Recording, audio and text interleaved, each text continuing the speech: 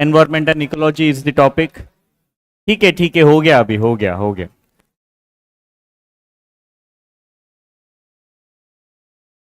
बढ़ाना है, वॉल्यूम बढ़ाना है थोड़ा सा। ठीक है, हो गया, fine.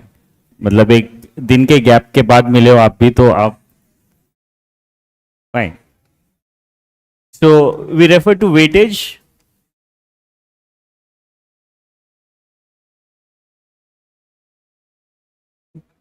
I told you that in prelims, weightage is approximately 15 questions.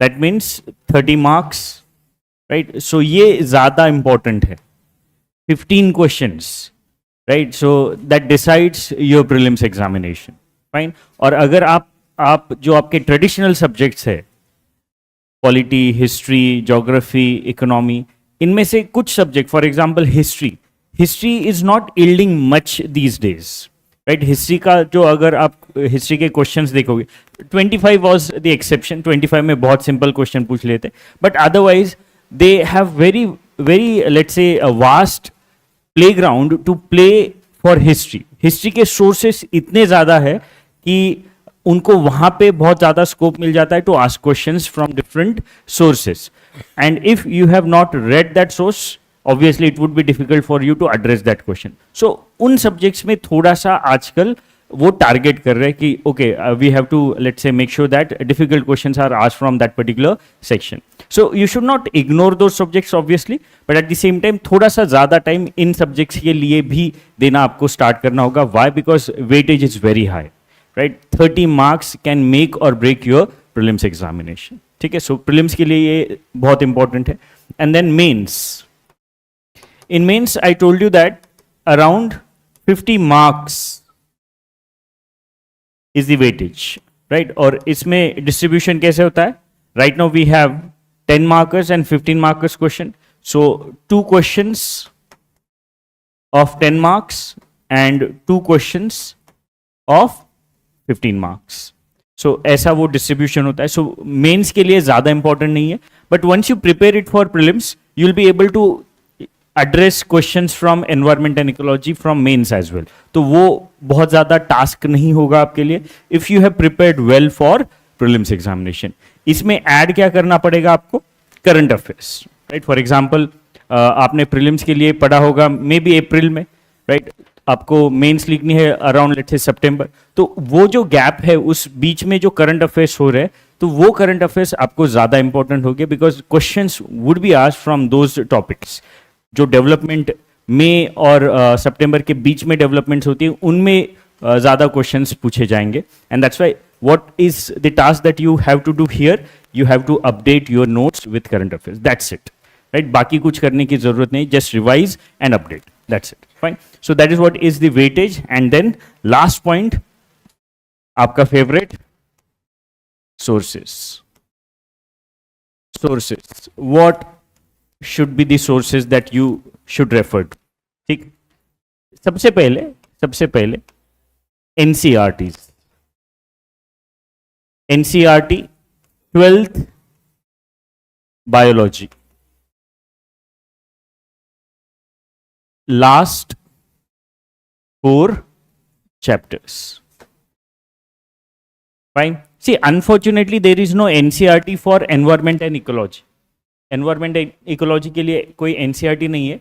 हमें 12th class biology NCERT refer करनी होगी, and in that 12th class biology NCERT last के 4 chapters if you go through, they are related to ecosystem, they are related to biodiversity, they are related to various environmental issues, right? So वो 4 chapter आपको पढ़ने होंगे.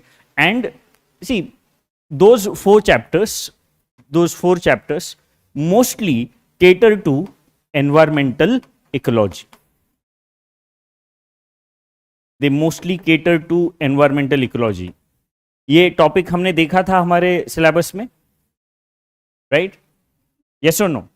We have seen this that there is a topic environmental ecology in our syllabus. तो ये जो 4 chapters है, they mostly help you study this particular part of the syllabus.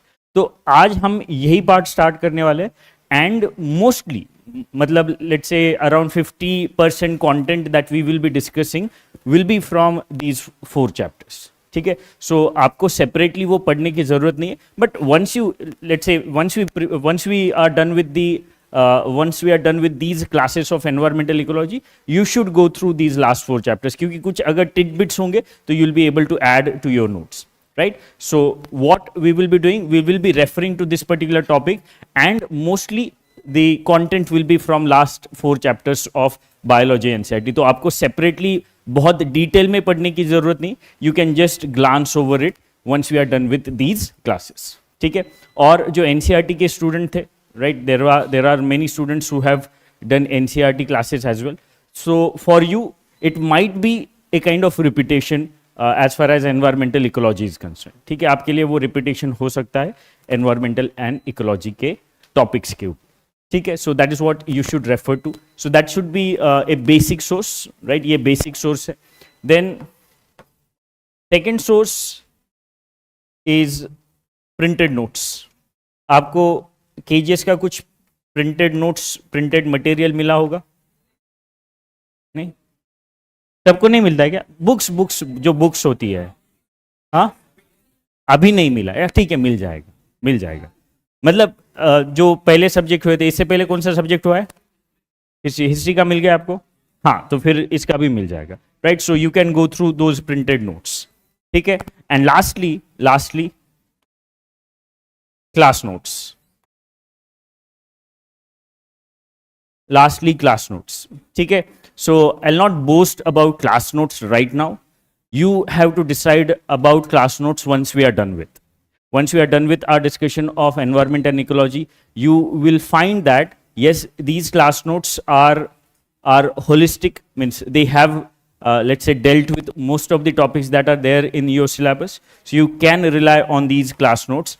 लेकिन वो आप decide करोगे when we are done with this particular subject, right? मैं अभी आपको उतना let's say I'll not praise these class notes right now. You have to decide on your own when we are done with our discussion of environment and ecology. ठीक है, so that is what is static. ये क्या होगा? Static. In class notes, हमारे classes दिसंबर में खत्म हो जाएंगे. We won't be able to add obviously the current affairs of those months. ठीक, so that is what is static. Now ये सब्जेक्ट स्टैटिक है क्या? Is this a static subject? No, hardly, right. अगर 15 questions UPSC पूछ रहा है तो 15 में से लगभग 8-9 क्वेश्चंस ऐसे होंगे जो करंट अफेयर्स बेस्ड होंगे या करंट अफेयर्स से इंस्पायर्ड होंगे. Fine, and that's why apart from static sources you also need to do something else. And what is that?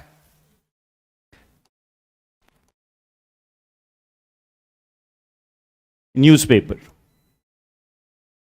You have to read newspaper, right?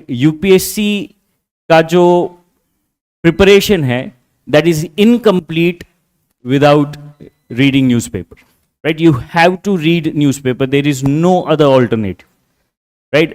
ठीक है, आपका पहला attempt है. You can go through those monthly magazines, but once you are done with your classes, I would suggest you that go through newspaper. Right, ये आपको सिर्फ content नहीं देता है, it also gives you perspective, and that is more important to write answers. ठीक है, so you have to read newspaper.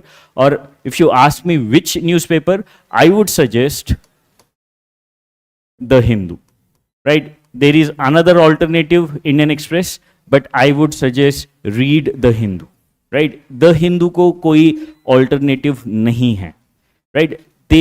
They come up with news that are relevant for UPSC students, right? अगर आप उस newspaper का जो evolution है या उसने जो चेंजेस किए हैं उसके कंटेंट में, उसके पेजेस में, वो अगर आप देखोगे, दे केटर टू, वो आपको हेल्प करते, यूपीएससी के स्टूडेंट्स को वो हेल्प करते, राइट. There is a page, text context, ऐसा कुछ पेज है.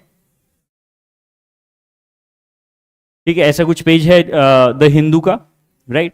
आपको लगता है कि ये जो पेज है वो जो हॉबी होती है जिनकी न्यूज़पेपर पढ़ने के लिए, उनके लिए होगा ये page, right. What they do here, they give news in the form of questions and answers. Question and answer के फॉर्म में वो न्यूज प्रेजेंट करते हैं. So is it the case that वो पेज जो हॉबी के लिए पढ़ते हैं उनके लिए होगा? That is for you, right. That is for UPSC aspirants, that is for exam, competitive exam aspirants. ठीक है, इसीलिए द हिंदू पढ़िए, right. Even that kind of page is there in Indian Express. The explain करके एक page आता है उनका, right. Explain में भी वो वैसा ही फॉर्मेट यूज करते हैं. But as per me the Hindu is more relevant for your examination. ठीक है, वो आपको पढ़ना है.